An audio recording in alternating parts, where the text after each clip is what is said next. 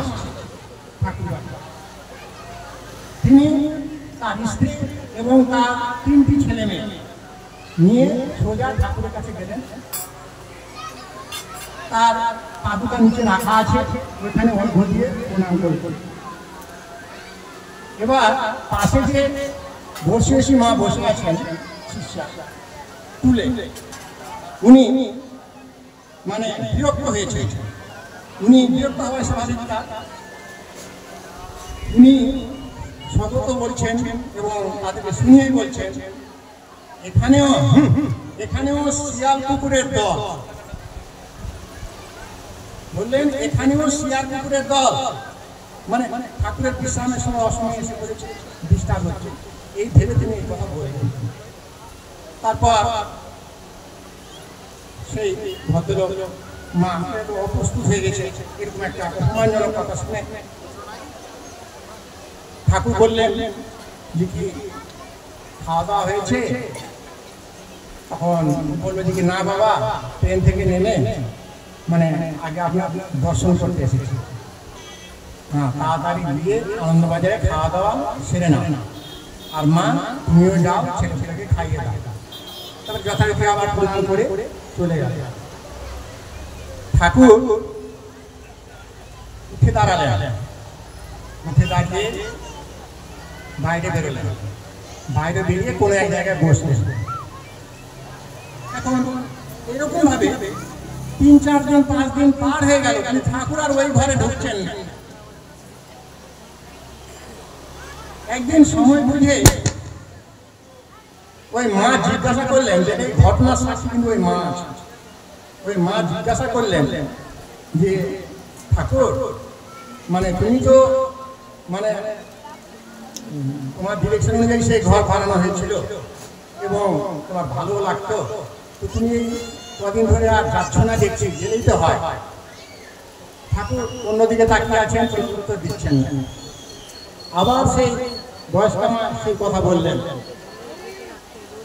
তখন ঠাকুর বললেন যে যেখানে আমার বাল বাচ্চারা আসতে পারে না সেখানে আমি থাকতে পারি না। আর বললেন ওরা যদি শিয়াল কুকুর হয় তাহলে আমি কে?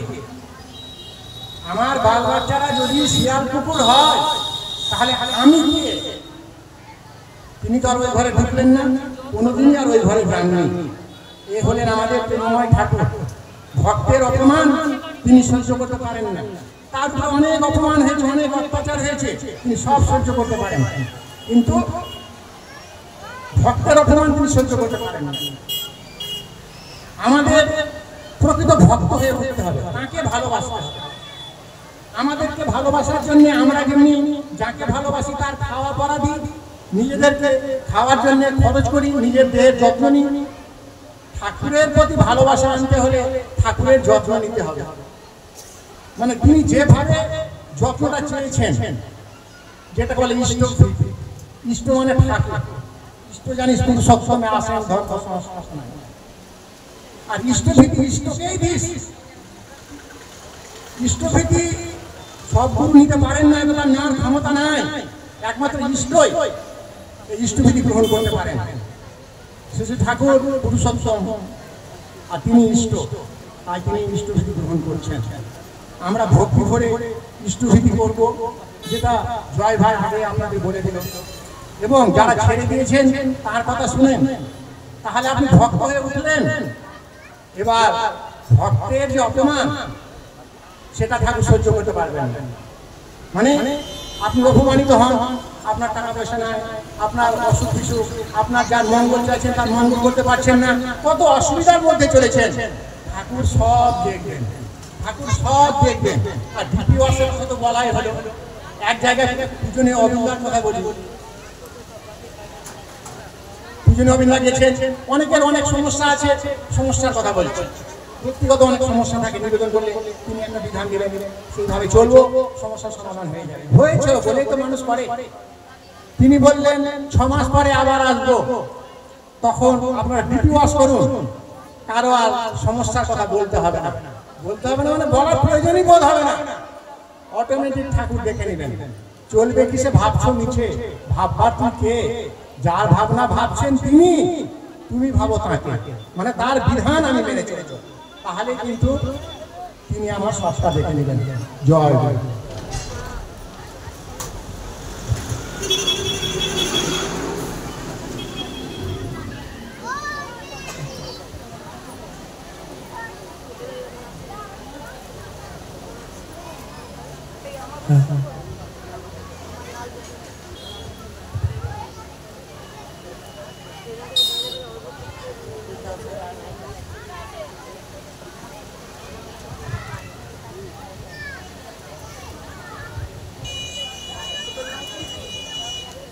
সবাইকে যথাস্থানে রানন্দিত জয় গুরু।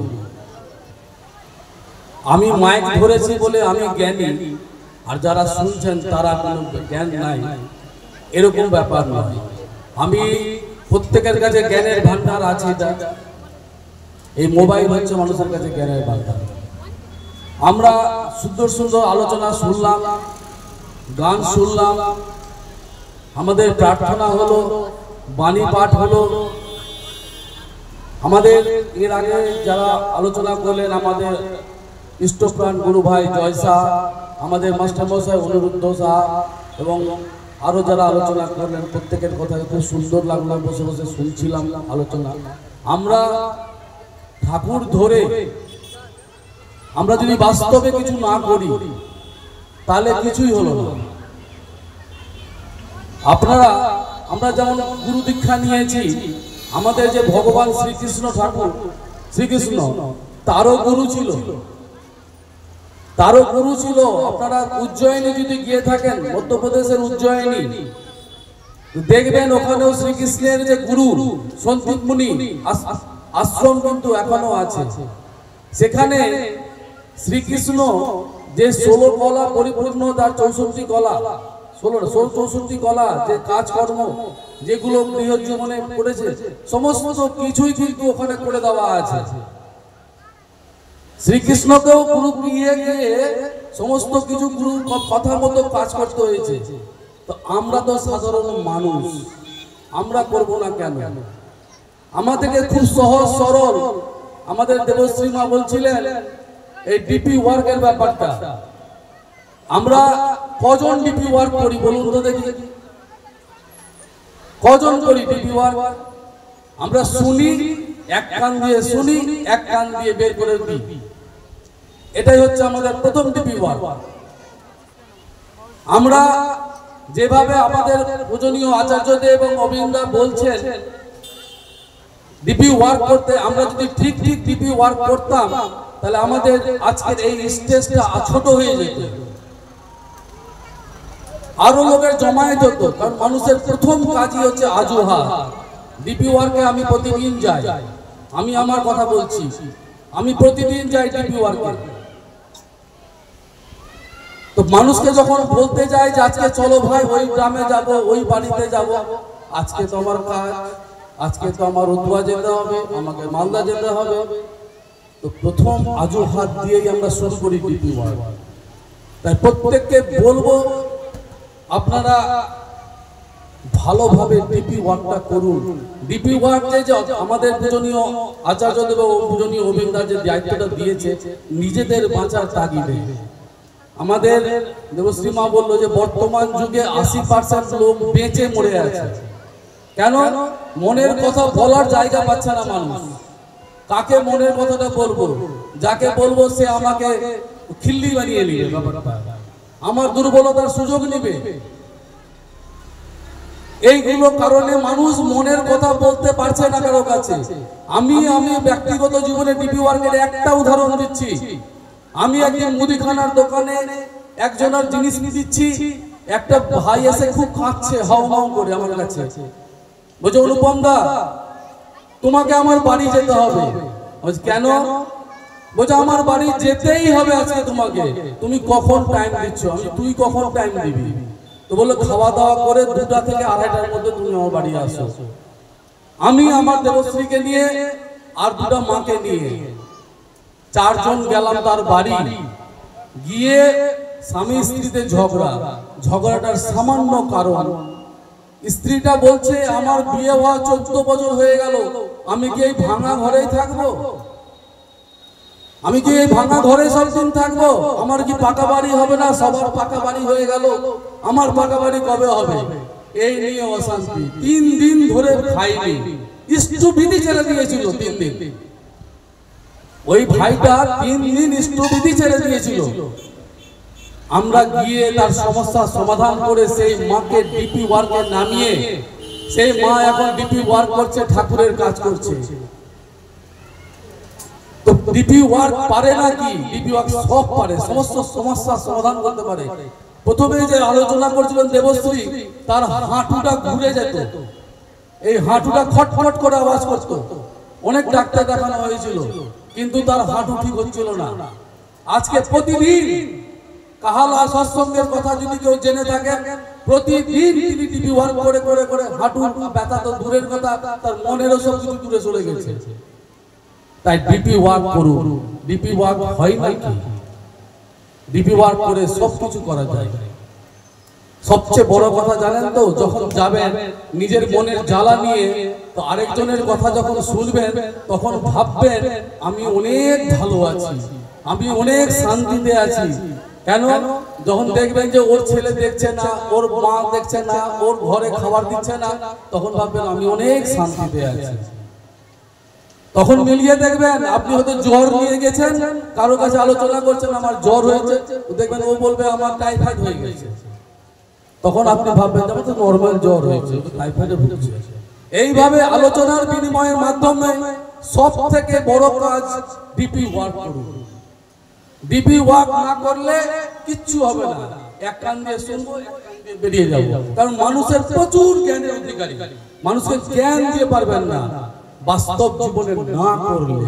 আমি সন্দীপপুরীর আশ্রম গেছিলাম, আমি শ্রীকৃষ্ণের সমস্ত কিছু দেখে এসেছি। তিনি প্রত্যেকটা জিনিস নিখুঁত ভাবে করে দেখিয়ে গেছেন, তাই করে যেতে হবে। এই হলো। আর আমাদের তো প্রত্যেকদিন এই যে ছোট্ট মোবাইল, এটা জ্ঞানের ভান্ডার, এটা দেখলেও বলে কিছু জ্ঞান আছে, কিন্তু আমরা জ্ঞানের কাজটা লাগাই না কাজে। এবার আমি কাজের কথাটা বলি। আমাদের এই যে সৎসঙ্গটা হচ্ছে আজকে 732205 কোডে, আমাদের এই রতুয়ার 732205 কোডে কাহালাতে একটা সর্বপ্রথম ভারতবর্ষের মধ্যে, যখন দেওঘর তৈরি হয়নি সেই সময়কার একটা মন্দির আছে কাহালাতে। আপনারা জানেন? জানেন? অনেকে জানেন না। আমি রতুয়ায় সৎসঙ্গ করতে এর আগে এসেছি বাড়িতে একজনের, আমি বলেছিলাম বলে আমরা জানি না।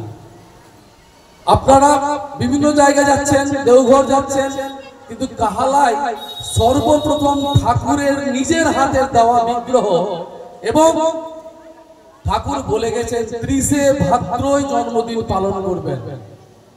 বিশুদ্ধ পঞ্জিকা মতে কোথাও কোথাও 29 তারিখে হচ্ছে, কিন্তু আমাদের ঠাকুর নিজে বলে গেছেন হাতে বিগ্রহ দিয়ে 30শে ভাদ্র পালন করবেন। 1937 সাল থেকে 30শে ভাদ্র আমাদের কাহালায় সৎসঙ্গ মন্দিরে ঠাকুরের জন্ম উৎসব পালন করা হয়। আমাদের ডিপি ওয়ার্ক করে কি হয়েছে জানেন? আমাদের 1 তারিখ শ্রাবণ থেকে 30 তারিখ শ্রাবণ মায়েরা একদিনে 2টা 3টা করে মাতৃ সম্মেলন করছে। মায়েদের সময় পায় না। যে গ্রাম থেকে, যে পাড়া থেকে 1টা 2টা মাকে টেনে বার করতে সময় লাগতো, সেই গ্রাম থেকে 15 জন 20 জন মা এখন বেরোচ্ছে সৎসঙ্গ করার জন্য, মাতৃ সম্মেলন করার জন্য, মাতৃ সম্মেলন করার জন্য। আজকে প্রত্যেক দিন 2টো 3টে করে মাতৃ সম্মেলন করলো পয়লা শ্রাবণ থেকে 30 তারিখ শ্রাবণ মায়েরা। জানেন কাহালায় আলোড়ন, কাহালায় আলোড়ন সৃষ্টি হয়েছে ঠাকুরের। 1 তারিখ ভাদ্র থেকে 30 তারিখ ভাদ্র প্রতিদিন আমাদের কেন্দ্র মন্দিরে এক এক দিন এক এক জন সৎসঙ্গ দিচ্ছে। আমাদের 15 তারিখ ভাদ্রর পর থেকে এক এক দিনে 4 জন 5 জন 6 জন পর্যন্ত সৎসঙ্গ দিচ্ছে। আজকের দিনে দাঁড়িয়ে বলছি, আজকে রবিবার 7 তারিখ সেপ্টেম্বর, আজকে ছিল একজনের নাম, আমি আসার সময় আমাদেরকে বললো 4 জন আজকে সৎসঙ্গ দিচ্ছে কাহালায়। আপনাদেরকে আমি এই সৎসঙ্গ থেকে অনুরোধ করব, আপনারা কাহালার সৎসঙ্গ কেন্দ্র মন্দির একবার আসবেন, 30শে ভাদ্র সবাইকে করজোড়ে একদম করজোড়ে মাথা নতমস্তকে সবাইকে আমন্ত্রণ জানালাম আমি মন্দির পরিচালক কমিটির পক্ষ থেকে।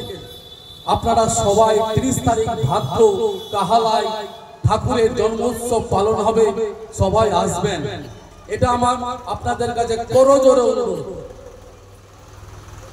আপনারা অবশ্যই আপনাদের সকালবেলা আমাদের যে প্রার্থনা, তারপরে আমাদের ঠাকুরের বিগ্রহ নিয়ে পরিক্রমা হবে, তারপরে আমাদের মাতৃ সম্মেলন হবে, তারপরে আমাদের যে সাংস্কৃতিক আলোচনা হবে, তারপরে আমাদের সন্ধ্যাবেলা যেভাবে প্রার্থনা হয় সন্ধ্যাবেলা সাংস্কৃতিক